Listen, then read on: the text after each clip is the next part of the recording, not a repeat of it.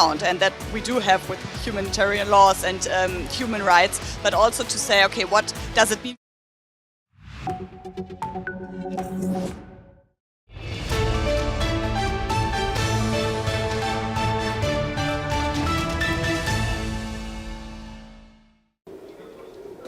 Hello and welcome. You're watching the newsroom. Breaking this hour. Starting from Asia, Indonesia is facing a worsening humanitarian disaster on Sumatra Island. The death toll from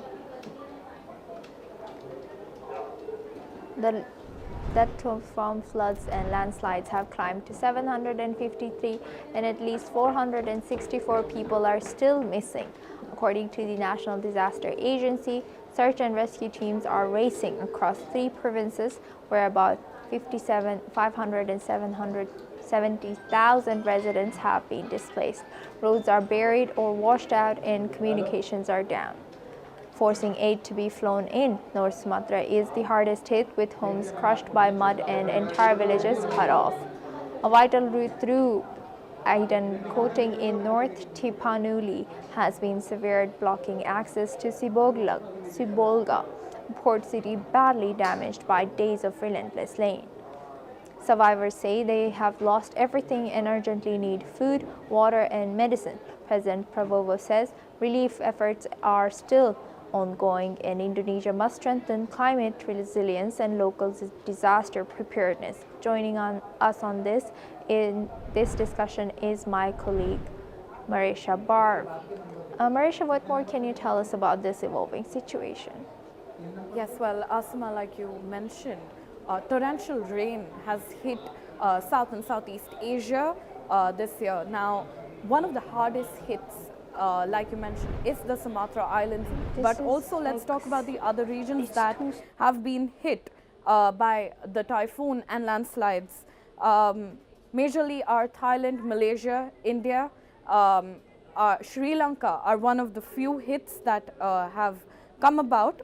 Now, if you talk about the Sumatra Island in specific, around 753 people have died, and they say that the death toll is likely to increase. Now, Asma, for you and your viewers, this is a large scale. There is humanitarian crisis that is visible. Although evacuation and aid assistance is ongoing, yet we are seeing one of the largest, if not the largest, humanitarian crisis, a lot of power cuts, a lot of displacement of people. The government has stated that once evacuations are a success, permanent properties would be allocated to the ones displaced, that is the victim and the victim's families.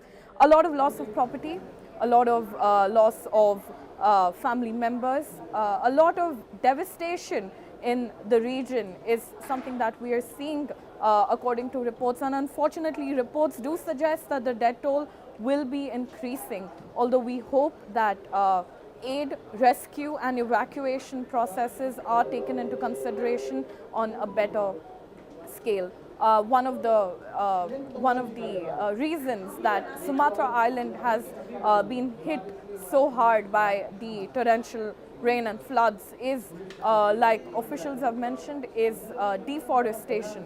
Unfortunately, a lot of loss of habitat has caused the Sumatra Islands to be hit. A lot of meals have also been deployed in terms of aid for the northern and the western part of Sumatra. And as we have ongoing evacuation and aid processes, we do hope that all the victims of this flood and of the landslide are safe and are brought to safety, and that the devastation can be brought under control as soon as possible. So yes, Asma, that's in for the Sumatra Island devastation and the floods that have been hitting South and Southeast Asia. Thank you very much, Marisha, for sharing that insight. Now we move on to our next news.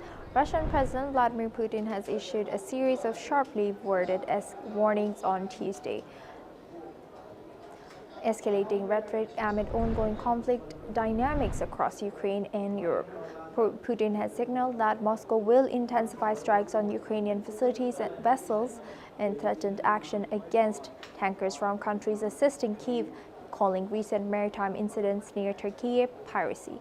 He has also dismissed European proposals as EU states of undermining peace efforts led by Washington and President Donald Trump. Putin has asserted that Europe has no peaceful agenda, insisting Russia is prepared if European states choose to expand the conflict. The comments came just as Ukrainian President Volodymyr Zelenskyy addressed the Irish Parliament, urging Europe to remain united and committed to a shared future. Zelenskyy has warned that internal divisions would only strengthen Moscow's position and stressed that solidarity is essential to achieving a stable and just peace. Joining us on this is Marisha Bark. Marisha, what more can you tell us and our viewers on this situation? Yes, well, Asuma, interesting comments coming in from Zelenskyy as he visits Ireland. To give you and our viewers a little bit more background, Zelenskyy is currently in Ireland, continuing diplomatic visits and ties as the Ukraine and Russia ceasefire plan and peace plan comes about. Now, interesting developments in this because you see a shift in diplomatic ties as Zelenskyy has not only approached the European Union but now has urged for global union. He very clearly states in his message to Russia, to the viewers from Ireland during a press that just happened a couple of minutes ago, where he mentions that Russia as an alone nation cannot fight the entire world. And hence he calls not only for unity within the EU, but he also calls for global unity. He has asked and praised Ireland as he visits Ireland for their extended support for Ukraine. Now, this is where Ukraine stands. Ukraine has called Russia as someone who has always taken over by force. He has mentioned that he has strongly urged for Western sanctions to increase on Russia. But on the other hand, today, interestingly, Peskov, who is the Kremlin spokesperson for Russia, held a virtual briefing with viewers and journalists in India as ahead of Putin's visit to India for further diplomatic ties, where on the other hand, Peskov has mentioned that sanctions that have been put on Russia are rather illegal because they have not been seconded by the UN yet. So here we see a difference of wants, a difference of opinions, and this is what is causing the strain in coming to a common agreement. Now, as peace talks are ongoing, as diplomatic ties are increasing with Ukraine, with Ireland, as he visited France yesterday, and a successful meeting with Macron, he is not only asking for strengthening within the European nations, but is asking for global unity against Russia, while Russia, on the other hand, is increasing diplomatic ties with nations like India, China, and further, we wait to see how the plan unfolds in the future. We wait to see if at all Ukraine and Russia can actually strike a peace deal in the coming future. So we're in India, we're awaiting the visit of President Putin and to see what significant changes and reports and papers that are going to be signed with regards to trade, defense and energy ties with India.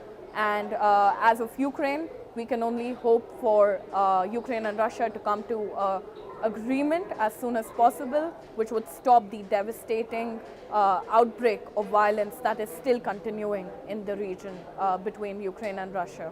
So yes, Asuma, that is for you and our viewers about the deal that has been ongoing for peace between Russia and Ukraine. Great. Thank you very much, Marisha, for sharing that insight. Now we move on to our next news. Residents and former soldiers in Kyiv are expressing doubt over Russian claims of capturing Pokrovsk.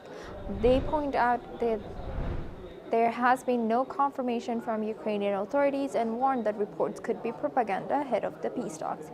Many citizens emphasize the importance of defending every part of Ukrainian territory while also acknowledging that negotiations are ongoing. Despite the uncertainty, there is hope that Ukraine is maintaining control and that diplomats are handling the talks professionally. Let's in fact listen into some of the reactions. тому що немає підтвердженої інформації з боку Генерального штабу, навпаки, йде суперечлива інформація і спростовують. Я думаю, що це розганяється перед переговорами, які мають бути, і тому інформація, скоріш за все, не Для нас відповідає. важливий кожен метр нашої землі, а прив'язуватись до територіальної, Покровськ, не Покровськ, Бахмут, також важливе місце. Нам треба боротися за кожен метр. А як повпливати, це вже залежить від професіоналізму наших дипломатів. Як би це було, може комусь не сподобається, але щоб домовитись про мир, нам треба домовлятися з тим, з ким ми воюємо. Тому бігати до американців, потім їхати, грати в поломаний телефон, це моя особиста думка. Да, дипломатія працює трохи по-іншому, але нам треба або сідати за стіл переговорів, якщо хочуть домовлятися, або продовжувати воювати. Now we move on to our next news. In Moscow today, Russian Foreign Minister Sergei Lavrov and Chinese counterpart Wang Yi met for high-level talks ahead of key diplomatic meeting between Russian President Vladimir Putin and U.S. envoy Steve Witkoff and Jared Kushner. The talks between Lavrov and Wang comes as tensions remain high over the ongoing war in Ukraine. Wang, who thanked Lavrov for making time on what he called a busy and significant day for Russia, had also met with Russia's Security Council Secretary Sergei Shoigu earlier. Witkoff and Kushner arrived in Moscow after holding talks over the weekend with Ukrainian officials and European allies. The representing revised peace framework aimed at ending the war. Putin meeting with the U.S. envoys is expected to focus on this proposal, marking a critical moment in the ongoing diplomatic efforts. Let's listen into what the leaders have shared. 俄罗斯对总统、对外长本人都是一个非常繁忙而重要的日子，但你还能够抽出时间来，同我进行会谈，体现了我们之间这种高度的互信，和那么紧密的联系。也再次展现了中俄全面战略伙伴关系高水平。确实，越是这样的一些重要的关头，越需要我们加强战略沟通，那么深化我们的战略合作。Обеспечивать тесную координацию по вопросам международной политики, включая задачи стратегической стабильности, надежного обеспечения безопасности Российской Федерации и Китайской Народной Республики и наших совместных действий в международных структурах. Now we move on to Asia. Taiwanese President Lai Ching-te has overseen a drone training session for the island's reserve forces in Yilan, calling it a significant step forward for the military. The visit comes just days after the announcement of a new $40 billion defense spending plan aimed at countering China during the training. Instructors with experiences from the United States helped integrate drones into reserves units, enhancing combat readiness and overall tactical capabilities. Let's listen in.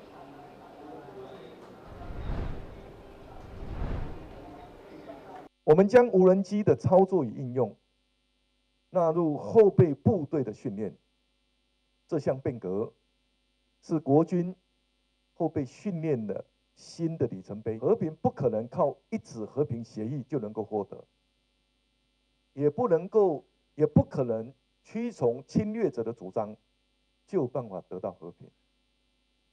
即便是要去进行和解的工作，也必须要有强大的力量做后盾，才能够保护国家整体利益。如果没有足够的力量做后盾的话，所谓和解，最终都沦为投降而已。 Now we move on to Europe. NATO chief Mark Rutte says there is currently no consensus for Ukraine to join the alliance. Officials are exploring ways to ensure Ukraine's security without full membership. The NATO foreign ministers meeting in Brussels will see Deputy U.S. Secretary of State Christopher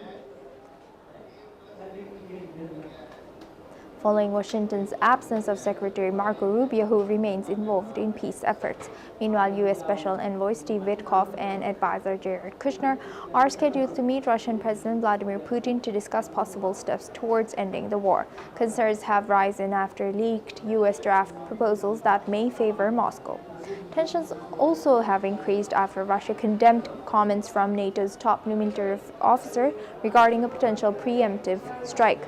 NATO stresses continued coordination with the US on any future peace efforts.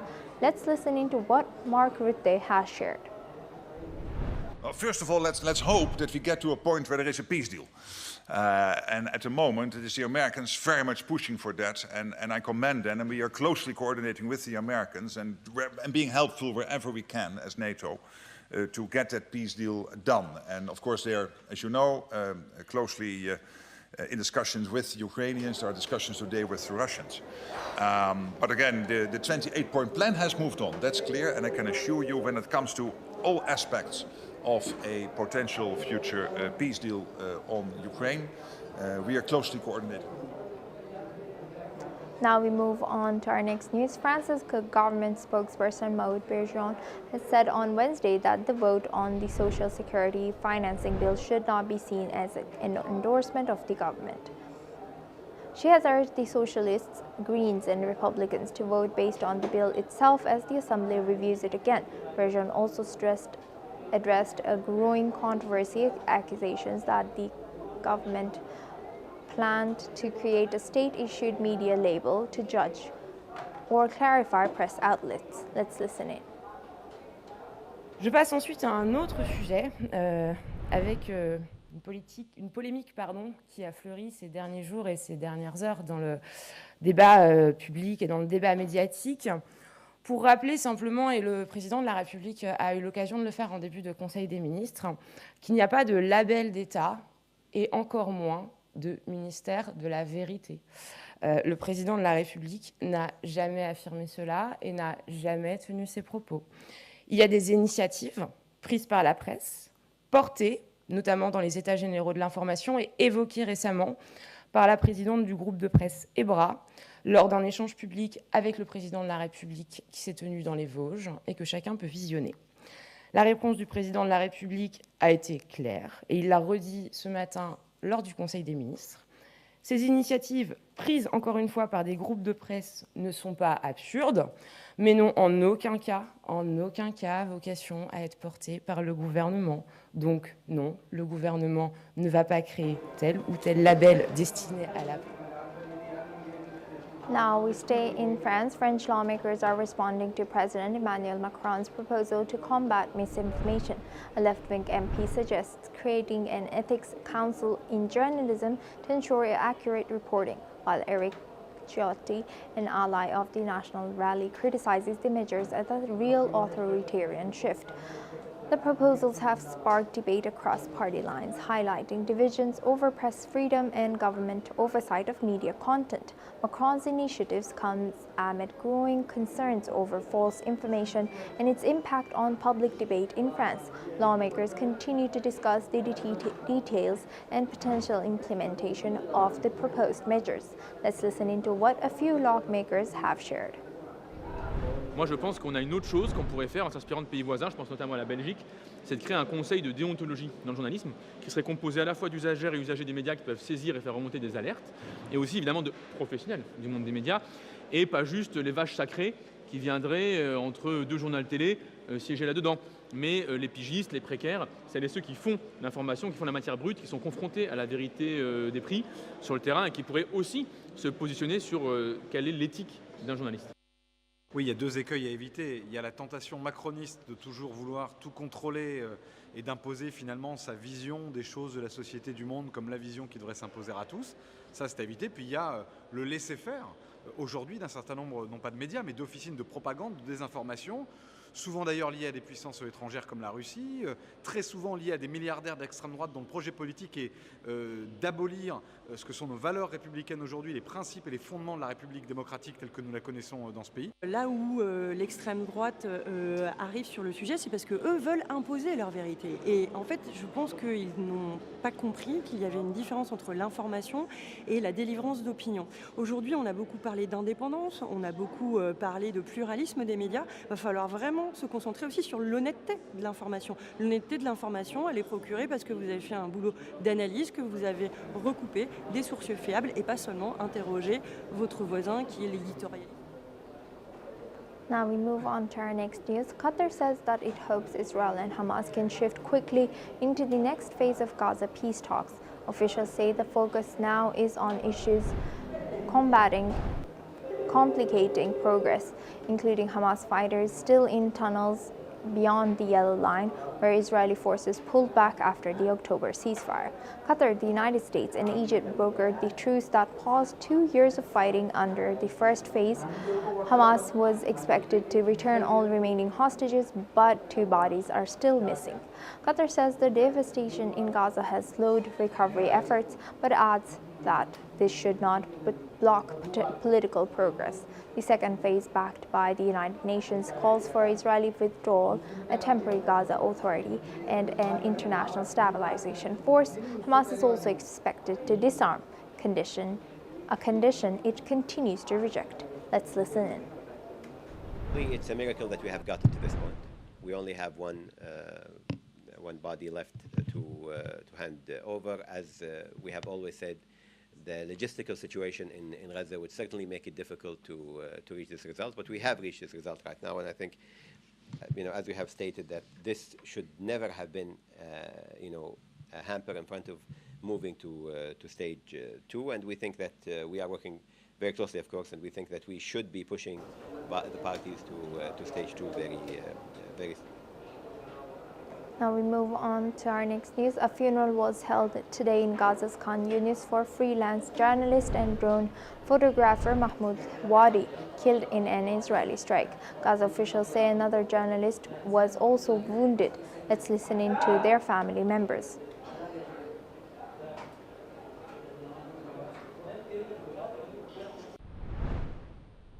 كأب أنا لقيته بصاعقة يعني بزلزال في البيت في خيمة أنا عايش طارت الخيمة لما طار ابني انقصف قصفة مش طبيعية وما كناش نتوقعها في يوم زي هيك.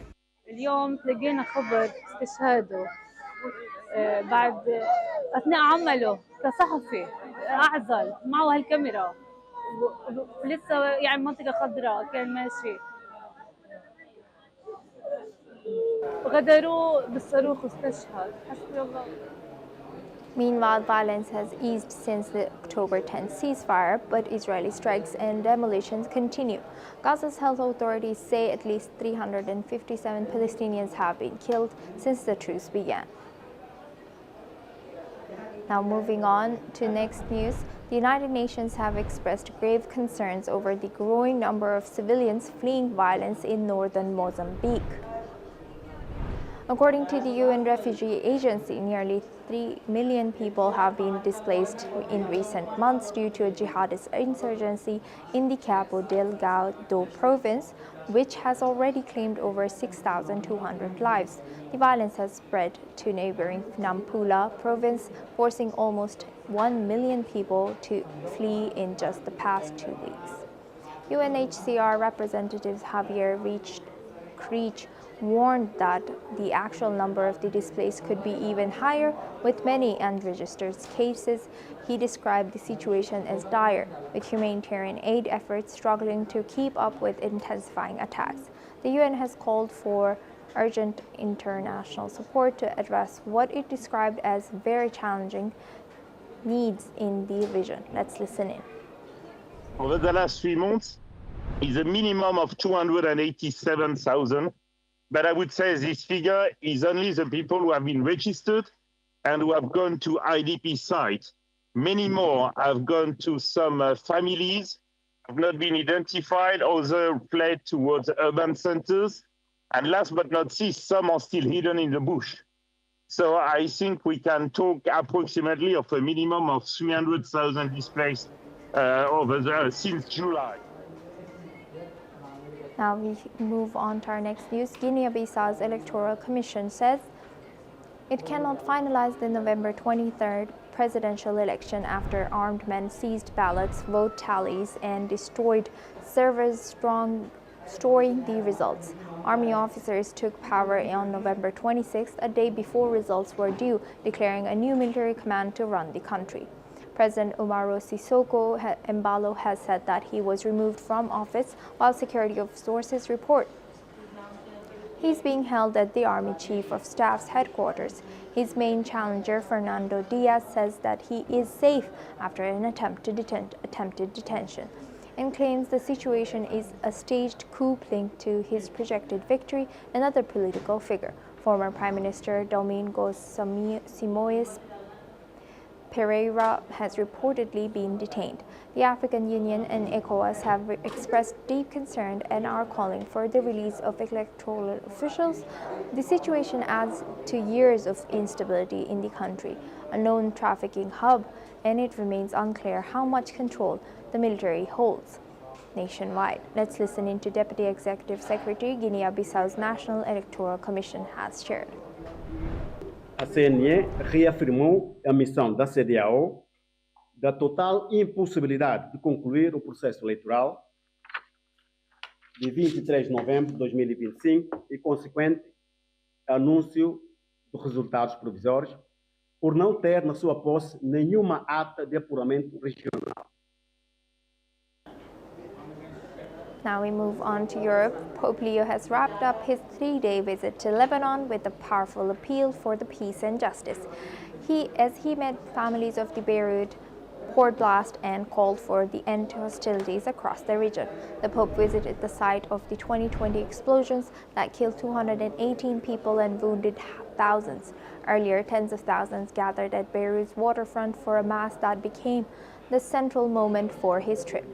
The Pope urged an end to attacks and escalation as Lebanon contends with spillover from the Gaza conflict and widespread fears of renewed clashes between Israel and Hezbollah. This visit also comes at a time of deep economic strain in Lebanon, with Lebanon hosting 1 million Syrian and Palestinian refugees and still recovering from years of financial collapse.